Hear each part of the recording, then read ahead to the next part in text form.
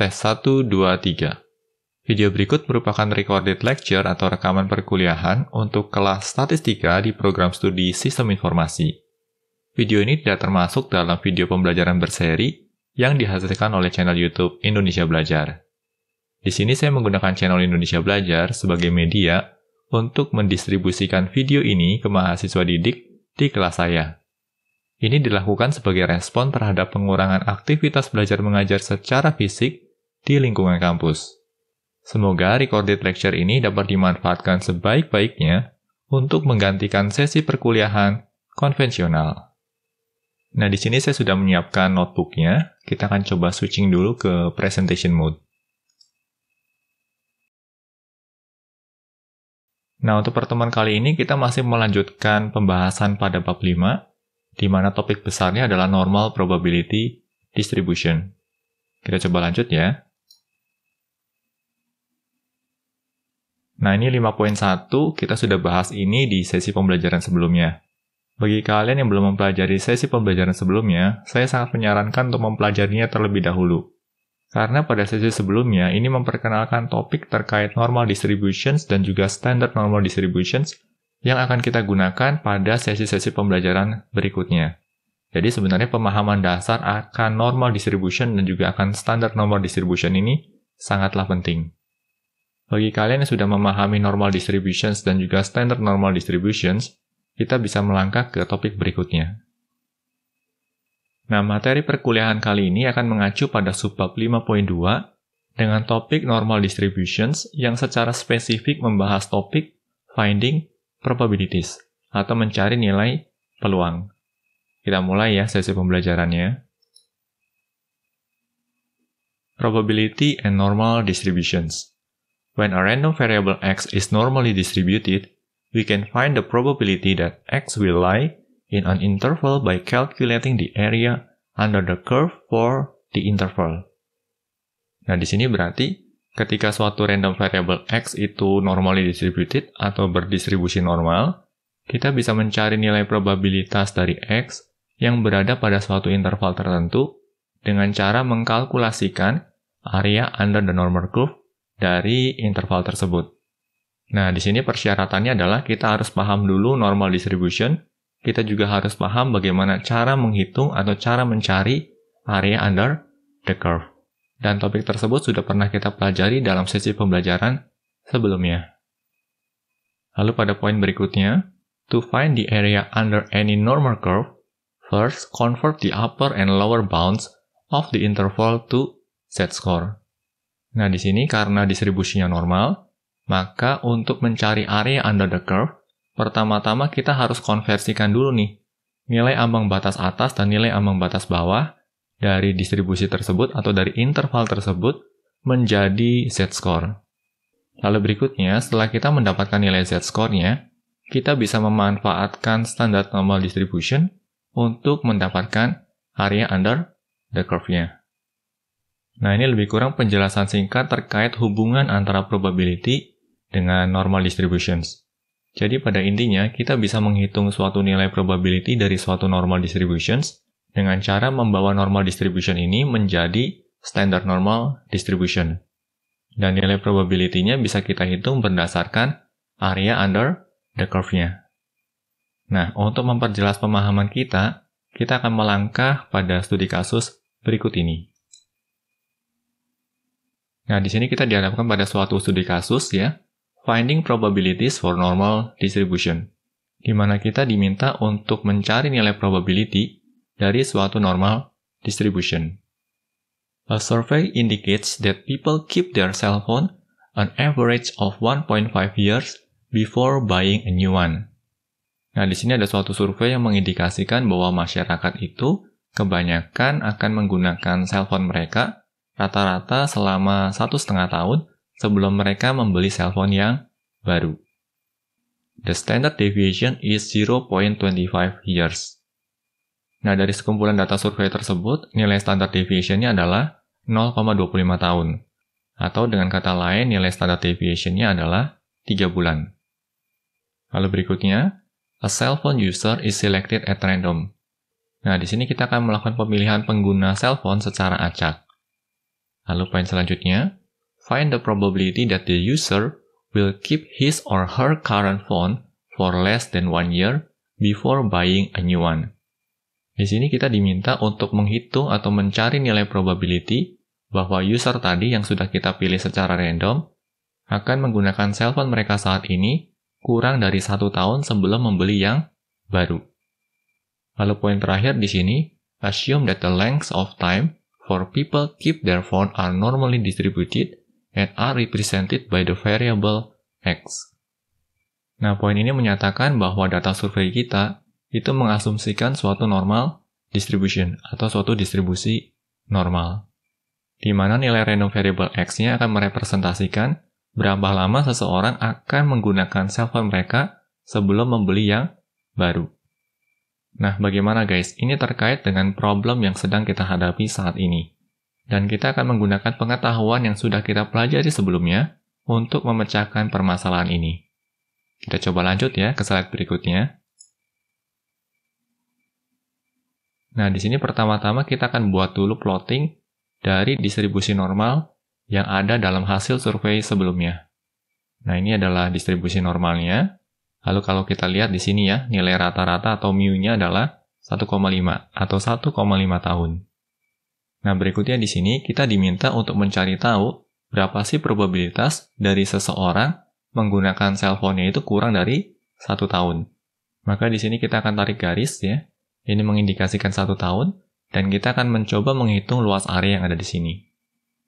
Nah, yang perlu ditekankan di sini adalah ini merupakan normal distribution, tetapi belum berupa standard normal distribution.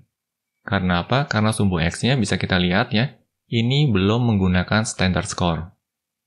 Kita coba pelajari lebih lanjut ya mengenai solusinya. The figure shows a normal curve with mu 1.5 and sigma 0.25, and the shaded area for X less than 1. Nah, di sini dijelaskan bahwa figure ini merepresentasikan suatu curve dengan nilai mu atau nilai rata-ratanya adalah 1,5 dan sigma-nya atau standard deviation-nya adalah 0,25. Lalu the shaded area atau area yang diarsir ini merepresentasikan area untuk nilai X kurang dari 1. Nah, karena di sini kita ingin menghitung nilai probability, maka nilai X-nya ini atau nilai random variable ini harus kita konversikan terlebih dahulu menjadi nilai z-score. Oleh karenanya, di sini ya, nilai 1 ini harus kita konversikan menjadi z-score.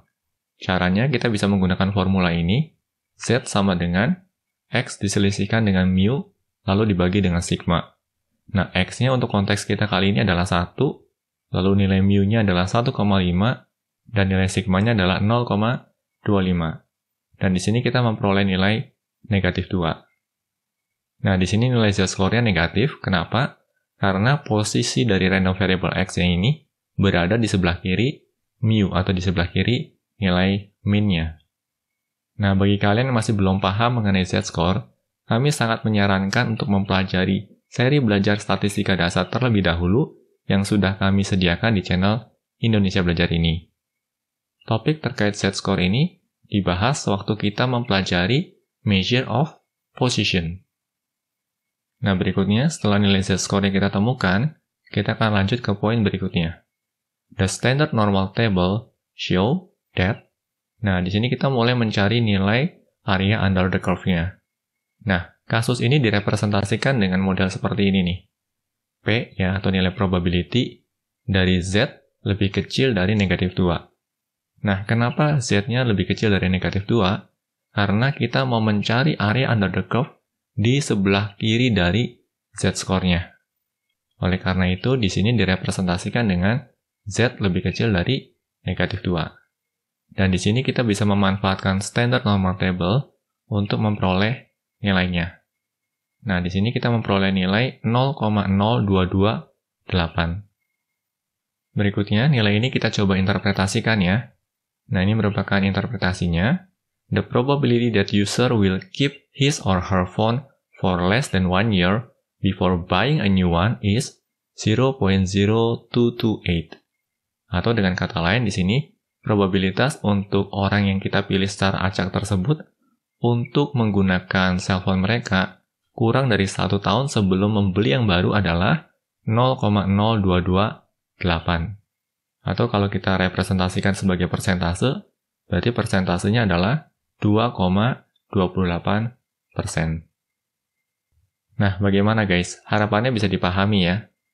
Nah, pada sesi pembelajaran sebelumnya, kita juga sudah mempelajari bagaimana cara untuk mencari area under the curve dengan memanfaatkan SciPy. Nah, di sini kita juga akan terapkan SciPy untuk mencari nilai area under the curve ini. Kita coba scroll down dulu ya. Di sini kalau kita ingin menggunakan SciPy, berarti pertama-tama kita bisa import dulu ya. From SciPy import stats. Lalu berikutnya kita siapkan sebuah variabel z-score yang kita beri nilai negatif 2. Nah, negatif 2 ini kan merupakan z-score-nya. Lalu pada tahapan berikutnya, kita akan mencari nilai area under the curve dari nilai z-score negatif 2 ini. Caranya, kita panggil stats.norm.cdf, lalu kita sertakan z-score sebagai parameternya. Dan nilainya kita tampung ke dalam variabel p untuk selanjutnya kita cetak ke layar. Dan ini merupakan hasilnya. Nah, kalau kita lihat di sini, hasilnya cocok dengan hasil yang dimunculkan pada standard normal table. Nah, untuk kelas statistika inferensi ini, karena kita juga berada di program studi sistem informasi, maka saya sangat menyarankan kalian untuk selalu menggunakan SciPy atau untuk selalu memanfaatkan SciPy sewaktu menghitung area under the curve. Lalu berikutnya, kita scroll down dulu. Di sini kalau mau, kalian juga bisa memvisualisasikan hasil plottingnya atau curve-nya dengan memanfaatkan matplotlib. Nah, di sini kami sudah siapkan skripnya, dan kalau skrip ini dieksekusi, maka akan menghasilkan hasil seperti ini. Nah, kalau kita perhatikan di sini, plotting yang ada di sini, bentuknya sudah standard normal distribution. Ini bisa nampak jelas dari x-aksisnya. Kalau kita lihat di sini ya, nilai x-aksisnya ini sudah menggunakan z-score. Sedangkan kalau pada plotting yang sebelumnya, yang ini, nilai x-aksisnya di sini belum menggunakan standard score. Kita scroll down lagi ya. Yang ini sudah menggunakan standard score. Artinya, yang ini sudah merupakan standard normal distribution. Lalu berikutnya kita akan coba interpretasikan lebih lanjut ya. Di sini interpretasinya adalah 2.28% of cell phone user will keep their phone for less than 1 year and buying a new one. Atau di sini kita bisa bilang bahwa 2,28% dari pengguna cellphone akan menggunakan cellphone mereka selama kurang dari 1 tahun sebelum membeli yang baru. Lalu interpretasi lebih lanjut, karena 2,28% itu kurang dari 5%, maka event ini bisa dikategorikan sebagai unusual event. Nah, di sini terdapat istilah unusual event. Bagi kalian yang masih benar-benar awam dengan istilah unusual event ini, ada baiknya kalian mempelajari terlebih dahulu seri belajar probabilitas dasar yang pernah kami sediakan sebelumnya di channel Indonesia Belajar ini. Karena pada seri pembelajaran probabilitas dasar tersebut, kami pernah membahas dengan cukup detail terkait unusual event ini. Kita lanjut ya ke slide berikutnya. Nah, di sini kita dihadapkan pada studi kasus kedua terkait pencarian nilai probabilitas dari suatu normal distribution. A survey indicates that for each trip to a supermarket, a shopper spends an average of 45 minutes with a standard deviation of 12 minutes in the store.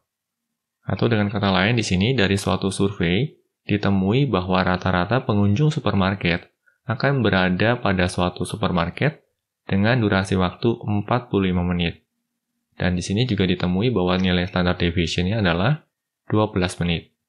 Poin berikutnya, the length of time spent in the store are normally distributed and are represented by the variable x.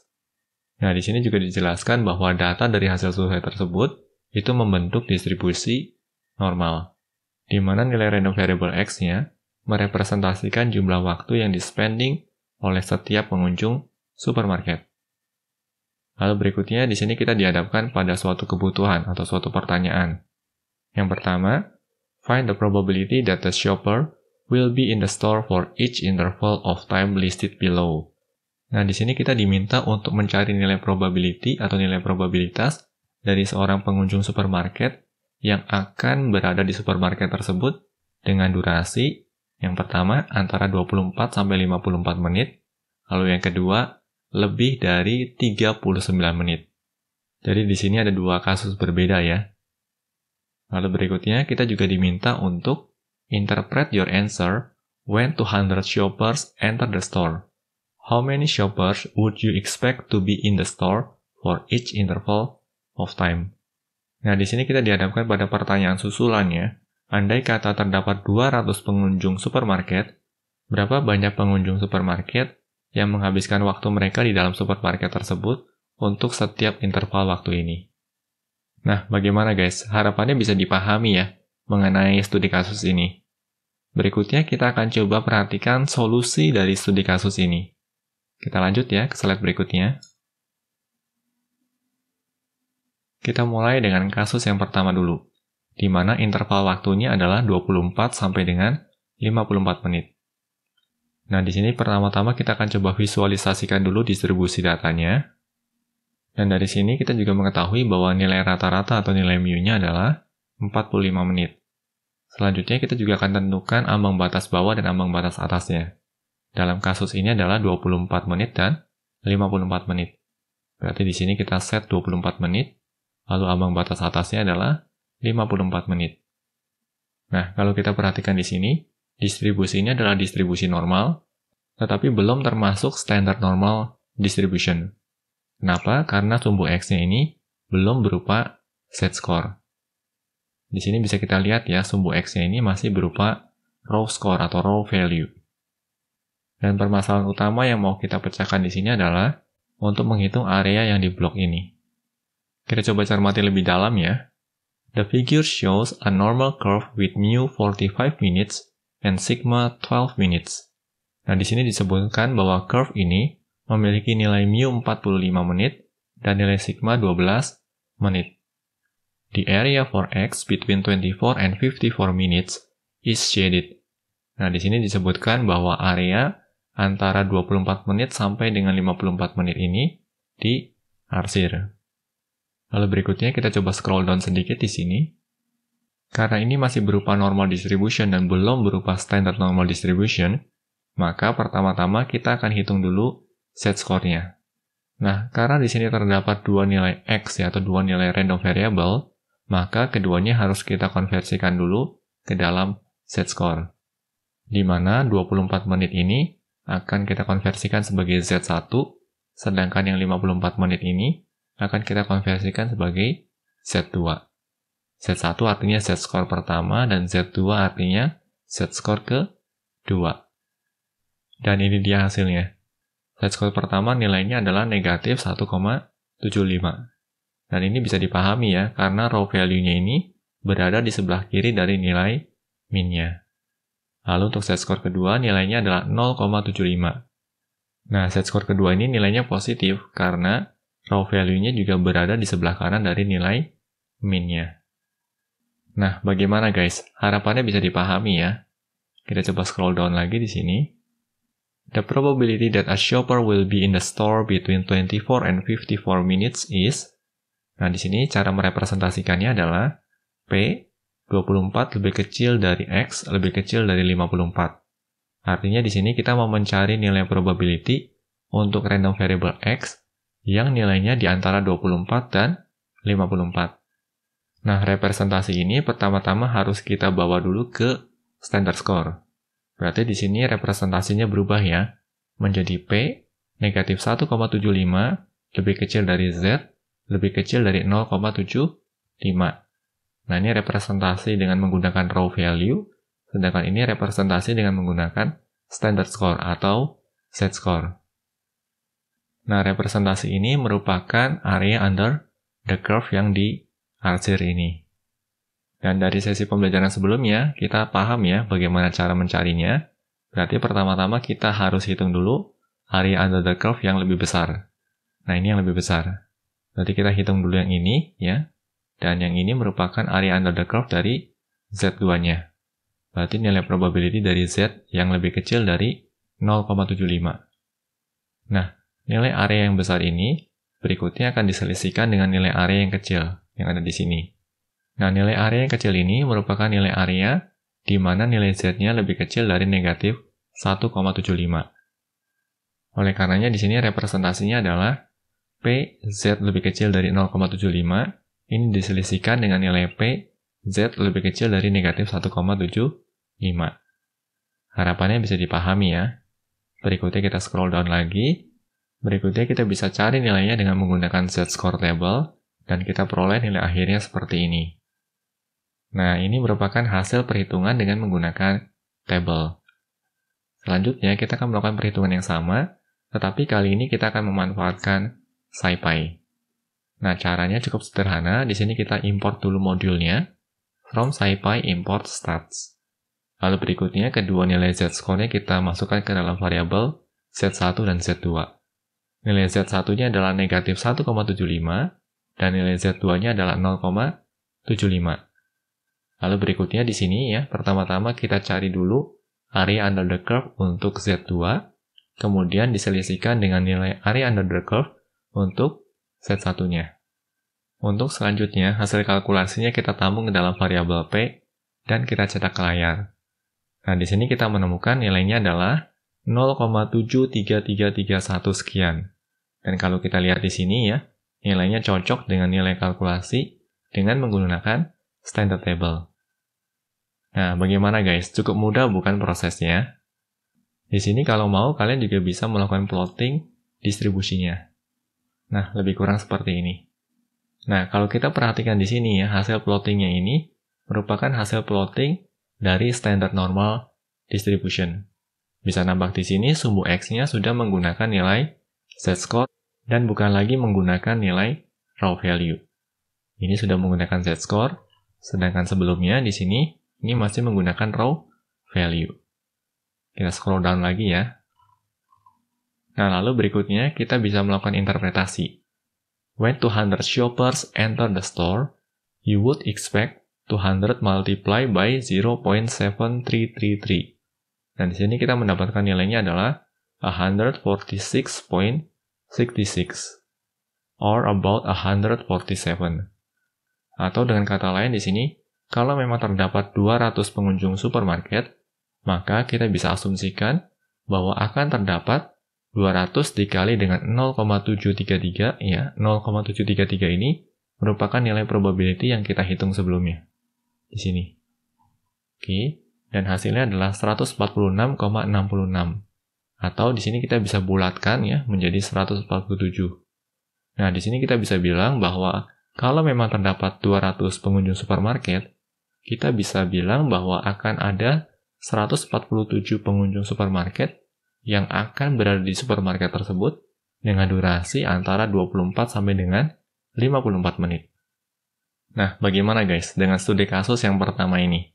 Harapannya bisa dipahami ya. Kita coba lanjut ke slide berikutnya.